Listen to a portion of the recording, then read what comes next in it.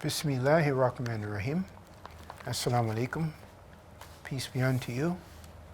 My name is Abdullah Muslim. I'm your host for Islam, Origin, Practice, and Benefit. Listen, I have thus far read in 4 different places in Quran where Allah is giving us, human beings, the ones for whom the Quran was revealed, an understanding of what's going on around us, all right? And how the responsibility,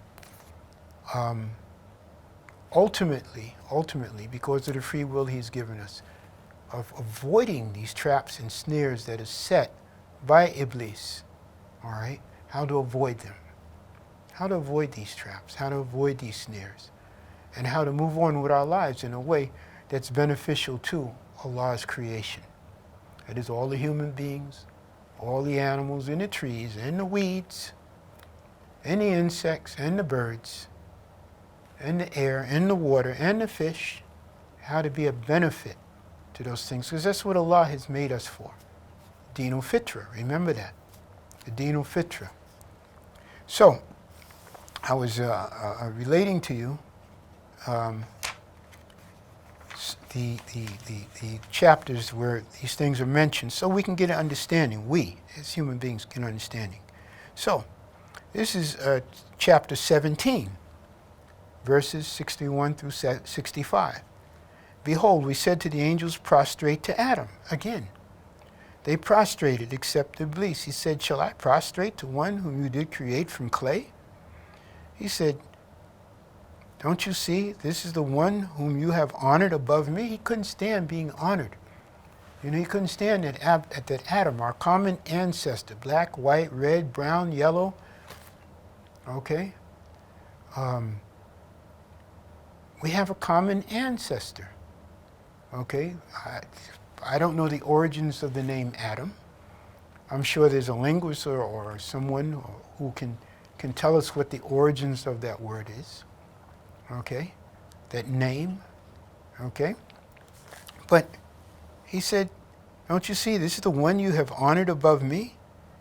If you will but give me time till the day of judgment. He recognizes there's a time of judgment day. There's a judgment day coming, okay? I will surely bring his descendants, talking about us. We're the descendants. We're the descendants of Adam. Okay? We're the descendants of Adam. I will surely bring his descendants under my control. All but a few. And Allah said, go your way. If any of them do follow you, verily hell is a recompense of you all. And it is an ample recompense. And arouse those whom you can amongst them with your seductive voice. Make assaults on them with your cavalry and your infantry.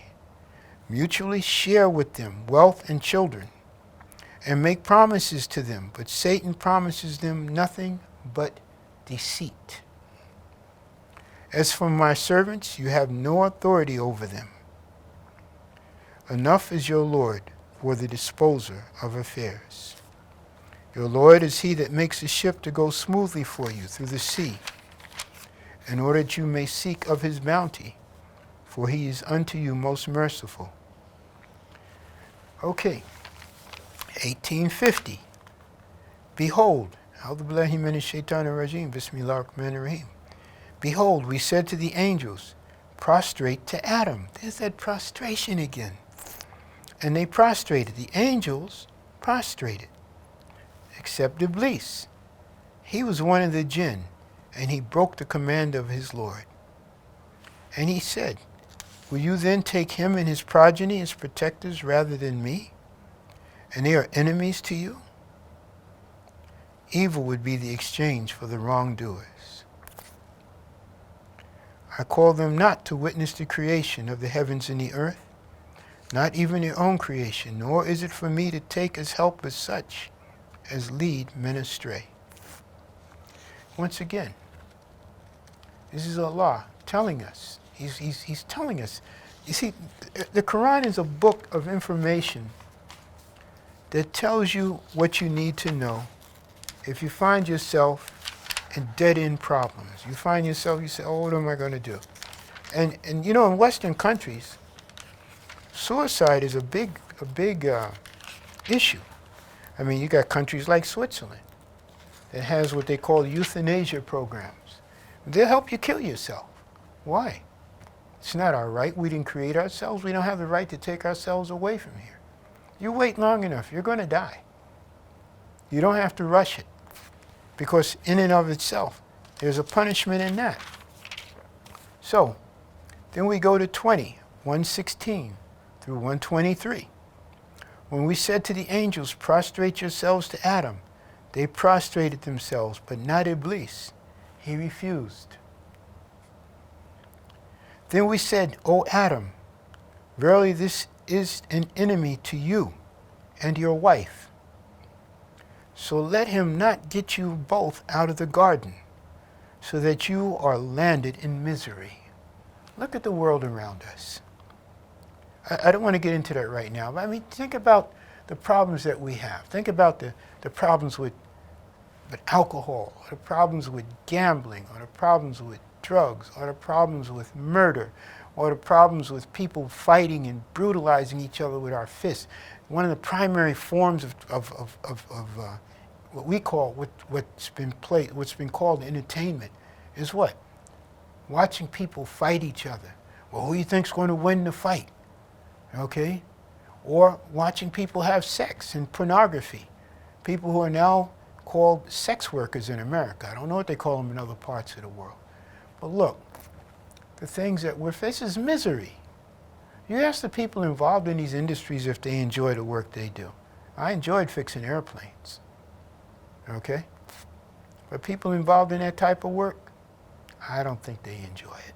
In fact, if you can, I'm sure you can go online now and you can get their interviews.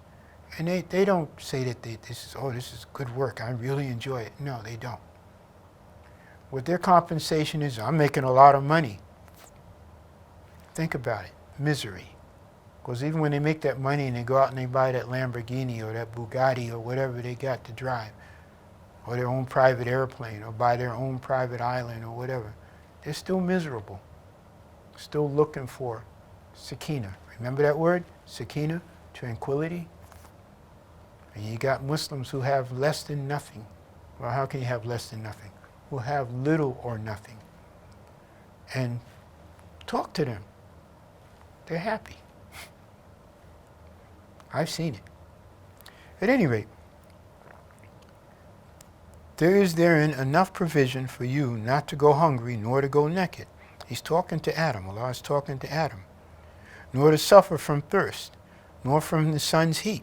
Think of all the trees that are on this earth. Think of all the water. The earth is 70% water. Okay? Prophet Muhammad had no way of knowing that. He's living in a desert. Not a lot of trees there. Not a lot of water there. But yet these are the words in the Quran. Okay? But Satan whispered evil to him, and he said, O Adam, shall I lead you to the tree of eternity? Here we go. We want to live forever in this dunya. Okay? And to a kingdom that never decays. That's what Allah promises us. Who is Satan to promise us something like that? And the result, they both ate of the tree. That's Adam and his wife. And so their nakedness appeared to them. They began to sew together for their covering leaves from the garden. Thus did Adam disobey his Lord and fell into error. Okay? But Allah chose him for his grace, and he turned to him and gave him guidance. And he told him, get ye down, both of you, all together from the garden, with enmity, one to another. And if, as is sure, there comes to you guidance from me, as is sure, Quran, guidance, Bible, guidance, Torah, guidance, and other books that we don't know anything about. Guidance. Allah has been guiding us all along. We Muslims have been told that there have been 124,000 prophets. Okay? Okay? My guidance will not lose its way, nor fall into misery. Okay? Whosoever follows my guidance will not lose his way, nor fall into guidance. Islam is guidance from Allah. Ramadan is the way that we we